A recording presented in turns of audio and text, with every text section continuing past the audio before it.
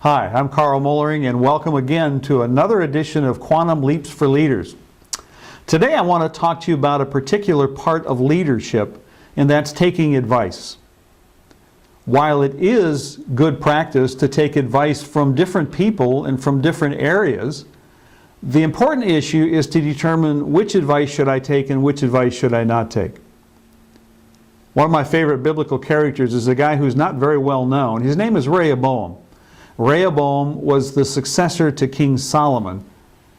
And when Rehoboam took over, he was a 20-something king. In other words, he was a young king. He did something really right.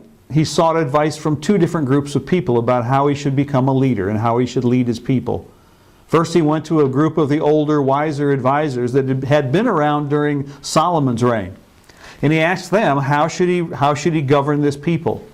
They said, well, you ought to lighten the tax burden on the people. You should remove some of the restrictions, and the people will serve you forever and be a very faithful people to you. He took that advice, listened to it, and then he went to a younger group. These were people about his own age. And he asked them, how should I govern? They said just the opposite. You ought to increase the taxes. In fact, double the taxes on the people. Put in place more restrictions so you can really keep this people under control. Well, unfortunately, Rehoboam listened to this group of people and avoided the advice from the older, wiser people. He doubled the tax burden, increased the rules and regulations, more controls on the people, and the result was that the people rebelled and the kingdom was split in two and never regained its status that it once had.